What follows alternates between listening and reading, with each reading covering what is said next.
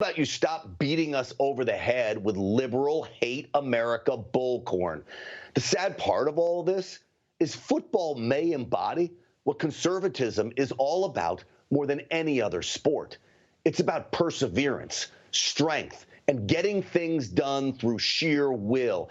It's about helping those around you, but the only safety net is your teammate next to you. It's about winning and, yes, losing, and the idea that even when you lose, you get to come back and try it again next week. It's also about capitalism, a system that allows athletes to make millions of dollars. The player that provides the best product is the player who gets paid the most. It seems to me their protests make them come off very ungrateful, especially to those who have given their lives for them. I think, if anything, people should take away from whatever we may do, they'll take away the unity part, the togetherness part of it. But in the Washington Post article, Roger Goodell purposefully ignored all of that. Instead, he wanted to solely focus on the virus prevention precautions the league is taking during the game. They serve as more proof the league has fallen victim to left-wing style emotional pandering. Only one masked player from each team can participate in the coin toss, a toss where they could social distance anyway, meaning the masks are useless.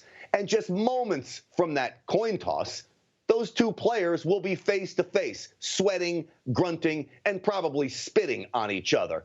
But the coin toss, they're masked. Do you not see the ridiculousness in all of this? It's just silly. I'm left asking, what happened to the Mean Joe Greens and Lyle Alzados of the league, the Lawrence Taylors and the Dick Butkuses, even in the roughest sport on the planet? We have snowflakes taking the field now, and Roger Goodell doesn't want you to worry about them. He promises he's doing his best to keep them safe. What he should be doing his best is to shut them up and keep me watching. Well, for his take on this, I want to bring in Executive Director at the National Diversity Coalition for Trump, Bruce LeVell. Welcome to the program, Bruce. Thanks for having me, Grant. I was trying to hold it together during your commentary. Well, I guess the first question is, you going to watch tonight, Bruce? Yeah, I don't listen. You look, I have a lot of friends. I'm dating myself in my mid 50s, headed to the 60s, and I talked to a lot of my former neighbors who are NFL players and are totally appalled about this. I actually had to constantly debate this issue of all this kneeling, and they're putting all this reverence around Colin Kaepernick. I said, guys, remember, he's the one that went out there with a picture of pigs on socks and tried this crazy, bringing this demonstration to the greatest American pastime. Listen, look, people can do whatever they want. I don't think it's fair. You sign the terms and conditions. You go in the locker room. You come out and say the national anthem. We've been doing it for 100 years. But listen, Grant, at the end of the day, the field, the fans, the solidarity, a time for leave all that mess behind where we can cheer amongst black, white, tall, small, whatever, and have fun, the popcorn, the Cracker Jacks, all the things that make the experience so wonderful to be so ruined. And, listen, I'm with the president on this, Grant. They're going down a slippery slope. Listen, my friends, they bought those big skyboxes. I had B-64 here at the Atlanta Falcons Stadium that cost us $30,000 a year. And these guys are not feeling it buying these boxes anymore with all this craziness. They're going to put their money somewhere else. Maybe hockey, Grant. I don't know.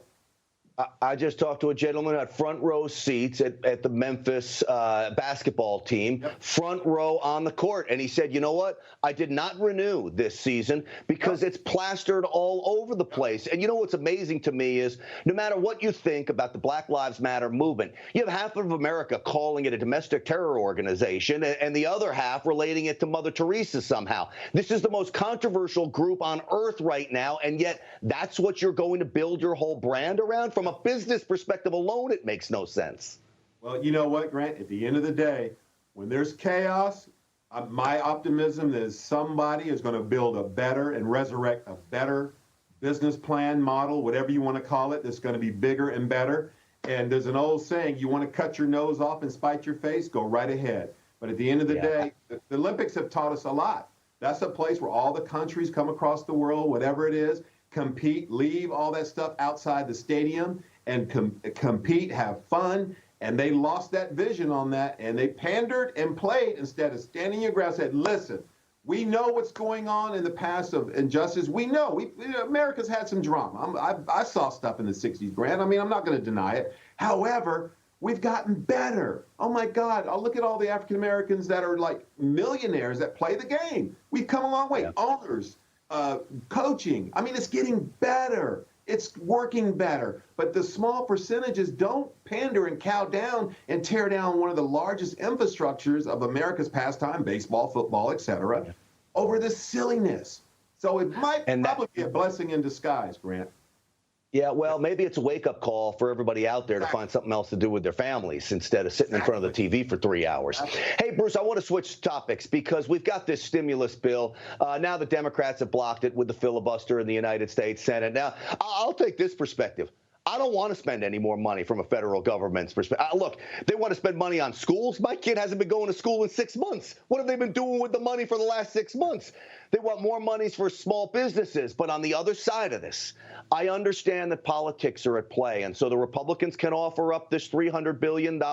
Now the Democrats block it. So now the president can hit the campaign trail and say, hey, we tried to offer them something. They wanted $3 trillion, but they're even blocking $300 million. So I get the politics of all of it.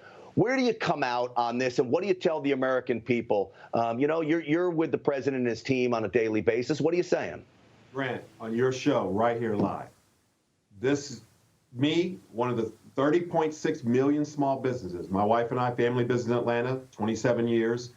We represent 60% of the GDP, meaning that every time you hear someone arguing Congress and Senate, that's arguing essentially about the payroll tax, Grant, that we pay quarterly. That's what that argument is about, where this money's going. Open up the country. You heard the president. Small business owners, we the people, we know how to govern ourselves accordingly, Grant. I can leave my office and go down the street to a grocery store, don't want to mention the names, or a big grocer. People are running around chaos grabbing toilet paper and food.